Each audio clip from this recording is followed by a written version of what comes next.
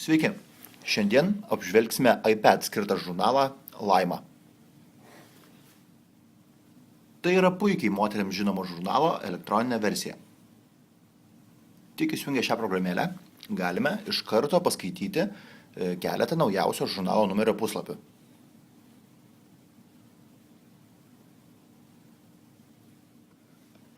Tačiau, jei norime žurnalą skaityti toliau, reikia žinoma jį nusipirkti. Na, o tai galime padaryti net neišėję iš programėlės per savo App Store sąskaitą. Tiesiog paspaudžiant mygtuką pirkti žurnalą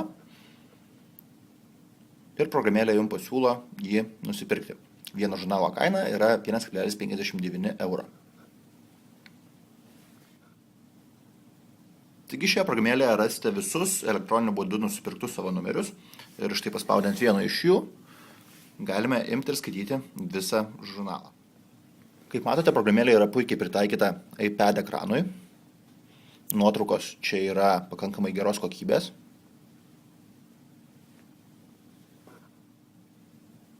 O jei tekstas, pavyzdžiui, jums yra per mažas, galime jį padidinti įprastiniu būdu, tiesiog štai patraukus jį 2 pirštais. Kaip matote, jisai vis tiek išlieka puikios kokybės ir labai ryškus. Gaila, kad šis žurnalas veikia tik ant iPad.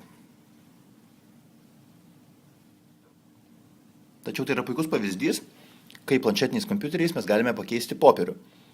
Ir ne tik tai neužimti vietos rankinuke, tačiau ir tausoti gamtą. Taigi, o šią ir daugybę kitų programėlių galite rasti internete adresu programėlės.omnitel.lt.